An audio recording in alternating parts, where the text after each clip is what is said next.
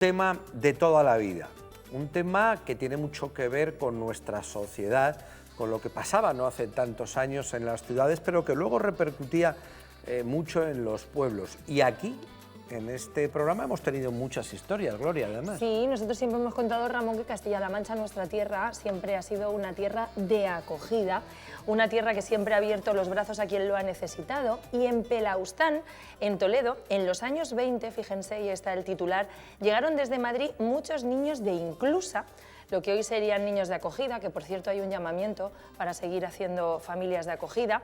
En aquel entonces ellos vivían con familias del pueblo hasta que cumplían los 6 años, más o menos. Pues hoy tenemos a dos invitados que van a hablar en primera persona de ese tema y le tienen de verde Cristóbal, que fue uno de esos niños. Cristóbal, buenas tardes. Buenas tardes. Y a su lado está Roberto, su abuelo también lo fue, y desde dos generaciones diferentes vamos a hablar del mismo tema. Cristóbal, tú naciste en una Inclusa. Sí. ¿Cómo es esa historia? ¿Cómo arranca la historia de tu vida? Bueno, yo lo que recuerdo, y por la información que he cogido, pues yo nací el día 6 de diciembre en la Inclusa y mi madre, pues por circunstancias ajenas a ella o lo que fuera, me tuvo que dejar allí, ¿no? Y bueno, pues a los 9 meses más o menos me recogió la que fue mi madre de acogida. Estamos viendo fotografías reales de Cristóbal, ¿Sí? ahora mismo, ¿eh? Ese niño que aparece en las imágenes Sí, con mi padre. es Cristóbal. Ahí enfrente tienes las fotos que están saliendo ahora mismo. Sí, sí, sí. Y ahí ese es el niño pequeño que está en brazos. Ese niño guapete, rubito, ese soy yo. Sí. Sí. Es bonito eso. Bueno, que te he interrumpido porque quiero que la gente en absoluto. relacione lo que estás contando con las imágenes que estamos viendo. Sí, es verdad. Yo el tiempo que recuerdo de niño, pues fue una niñez bastante bonita, amén de que yo era un niño de la Inclusa, pero mis padres tuvieron ese afán por mí, que no sé si otros padres lo tendrían, pero yo cuento mi caso, claro. Y mi padre pues era mi referente, era una persona que me adoraba. Ese es tu padre biológico, enfrente le tienes. Ese de bigotes es mi padre biológico que no he llegado a conocer. Pues te pareces un montón.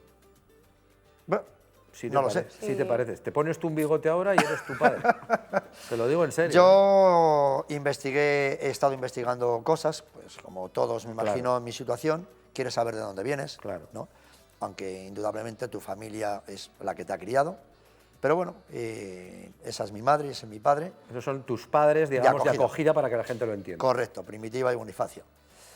Pero yo seguí indagando de dónde venía y descubrí pues mi parte de familia biológica por parte de mi madre. Pero por parte de mi padre no sé nada.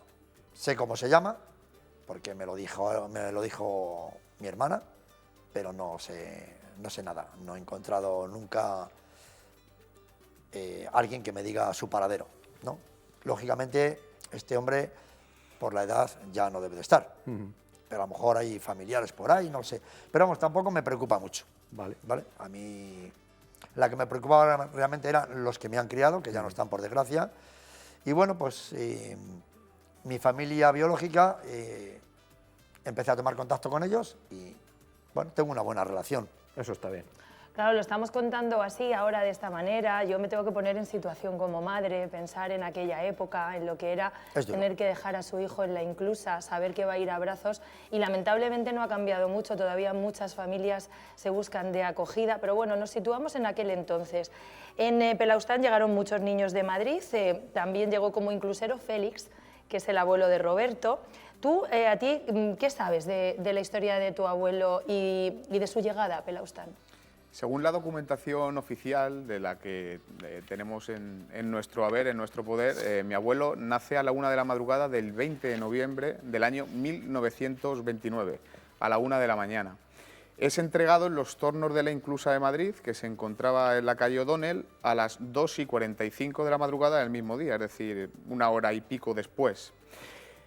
Junto con él le acompaña un papel manuscrito a mano, un documento, en el cual decía las pertenencias que llevaba, una camisa de puntilla, 2 pañales, una toalla y y que no había recibido los oficios religiosos y espirituales. Además, también se indicaba que ese niño había de llamarse Félix García Sánchez. Y además este papel presentaba unas características muy curiosas para la época, y es que estaba escrito en tinta morada y con una caligrafía muy lograda, muy conseguida, lo cual, pues bueno, según las hipótesis y también las investigaciones posteriores que realizó mi familia, quiere decir que seguramente proviniera de una persona acaudalada o de buen nivel en aquella época. Que era un poco lo de siempre. Lo de siempre. Además, esta hipótesis cobra sentido también como cuando ves que en ese breve espacio de tiempo en el que entrenace y se entrega en la inclusa, es tan corto el espacio de tiempo que te da al final dos alternativas que pensar, ¿no? En primer lugar, que efectivamente proviniera de una vivienda o de un lugar muy cercano a esa inclusa, en un barrio bueno, en un barrio alto de Madrid, o que fuera una familia con un automóvil, cuestión que también en los años 29, casi 30, no era habitual ni mucho menos. Mi abuelo, tan solo 19 días después de su nacimiento, el 29 de diciembre del año 1929, valga la redundancia, es llevado a Pelaustán, junto con centenares de niños que seguían este paso. Y a los 6 años, efectivamente, es devuelto a la inclusa de Madrid y posteriormente se le llevan al Colegio de San Fernando, que se encuentra en el barrio del Pardo, en Madrid, y además cuyo colegio linda, una pared medianera, lo separa del acuartelamiento militar del Pardo, que ya lo era entonces y ahora mismo es sede de la Guardia Real. Allí en ese colegio, fijaos bien cuál era la situación ya en la Guerra Civil, durante los años de Guerra Civil, el hambre caótico y tan grande que existía, que un grupo, él siempre lo contaba y es uno de sus primeros recuerdos que tenían y además que nos dejaba blancos, ¿no?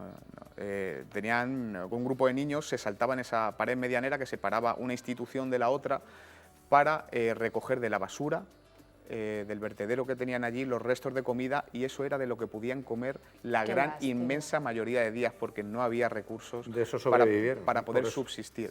Tal era la situación que decidieron escapar. En el año 40 escapan del Colegio de San Fernando un grupo de chicos y van caminando desde allí hasta Atocha. Tardan 2 jornadas en hacerlo. Y van pidiendo por la calle y duermen también en la calle para poder llegar. Se montan en el primer tren de cercanías que encuentran sin conocer su destino ni su paradero, huyendo, buscando algo mejor. Donde sea. Donde sea, efectivamente. Y se esconden, claro, para no ser descubiertos por el revisor, hasta que son sorprendidos, como no podía ser de otra manera, en algún momento u otro. Y este los expulsa del tren en la estación de toledana de Algodor. Allí se avisa a la Guardia Civil, se los encierra en una habitación hasta que llega la Guardia Civil y deciden... ¿Cuántos niños iban, más o menos? Iban 8 niños. 8 niños. Y deciden qué hacer con esos críos o dónde devolverlos o, bueno, en fin, tomar una decisión sobre cuál debe ser el destino de estos niños. También acaban escapándose de esa habitación por un ventanal que había. Y siguen las vías caminando hacia adelante hasta llegar al siguiente pueblo, que era Villasequilla. Allí vuelven a pedir por las casas para poder sobrevivir y para poder mantenerse vivos. Y una de esas familias se lo lleva al campo a trabajar para ellos, a una finca que estaba a 5 kilómetros del pueblo, pero que estaba dentro del mismo término de Villasequilla, provincia de Toledo. Y la verdad es que pasó allí los siguientes 5 o 6 años sometido a vejaciones, maltratos y a una vida que ningún niño jamás debería haber atravesado, hasta que también se marcha por voluntad propia y ya sí sería acogido por otra familia de Villasequilla, que sí le trataron como un hijo y le quisieron como tal y le dieron un porvenir mucho más digno. Y ahí arrancó la vida de verdad el abuelo Félix, que tuvo una infancia, como acaba de contar su nieto, terrible. Volviendo a Cristóbal, y lo decía también, lo decías tú también hablando de tu abuelo, los niños de la inclusa pasaban un tiempo en la inclusa hasta los 6 años y luego volvían a las casas, le rescataban. Tú, Cristóbal, te marchaste. Bueno, mi caso ¿Y volviste a los 12 y luego para allá otra vez? Bueno, a ver, yo cuando el colegio te reclama, cuando tienes 6 años, el colegio ya por norma reclama a esos niños y los lleva al colegio, ¿no? Y, yo creo que el 90% o mucho más íbamos todos a San Fernando. Lo que pasa que yo a los 12 años, pues yo no quería trabajar, estudiar. Y yo decidí marcharme del colegio y marcharme con mi madre, ¿no? Y eso fue lo que hice.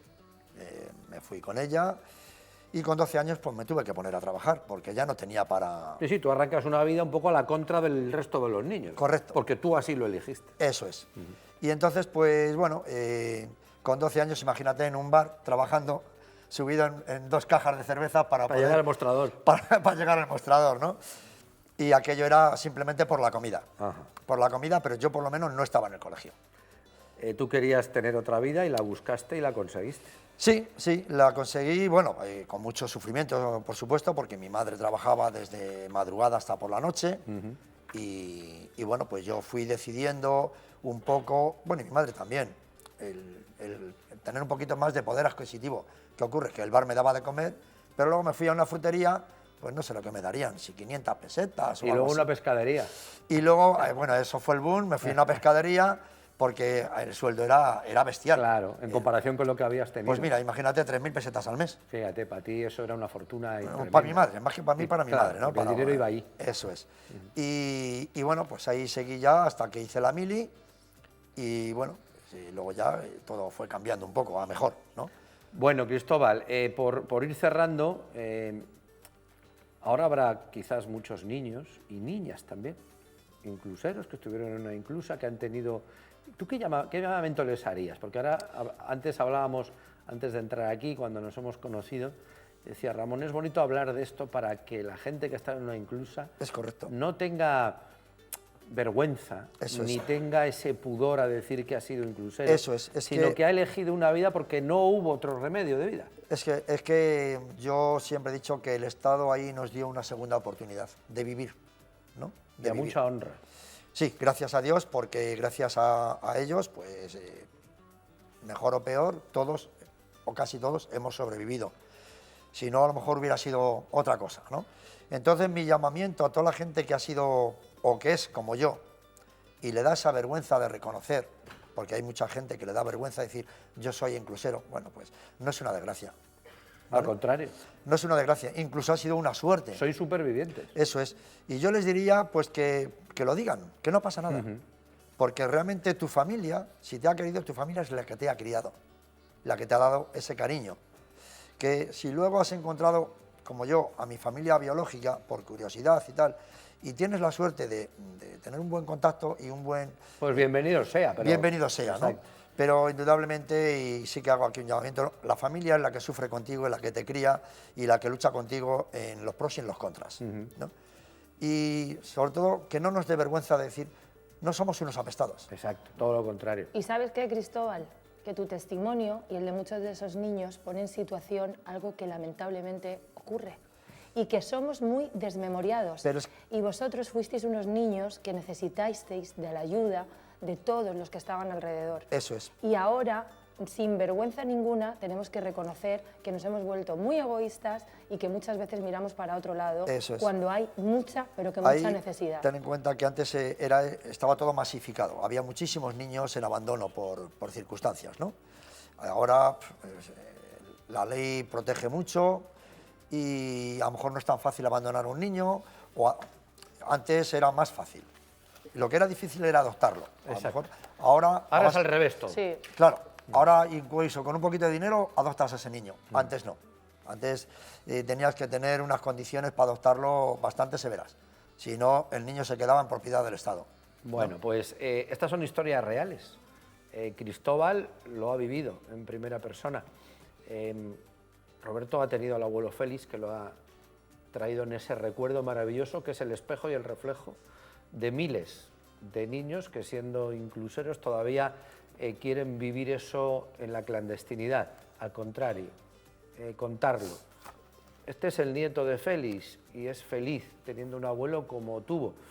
Si has sido inclusero, igual estás ocultado eso a tus hijos, a tus nietos, por vergüenza. Como decía Roberto, cuéntalo. Creo que habéis sido supervivientes de una generación que se vivía de esa manera y nos apetecía mucho contar hoy esta historia con personas que lo han vivido de cerca, porque la han vivido en primera persona, la han vivido en la familia con el abuelo, y ojalá hoy abramos esta ventana grande para que entre aire y para que todas las personas que han sido incluseras lo digan con mucho orgullo. Muchísimas gracias por venir. Perdón, con tu permiso, Yo a mi familia, yo tengo 3 hijos, desde que tenían uso de razón, les he dicho lo que había sido mi vida, ¿no? Lo que has contado hoy aquí. Correcto, para que ellos se sientan orgullosos de su abuela y de mí, por supuesto. Y que ser enclusero es casi una suerte, como has dicho tú. No, Pues no es una desgracia. Orgullosos estamos de que hayáis venido, de que lo hayáis contado, y el primer aplauso de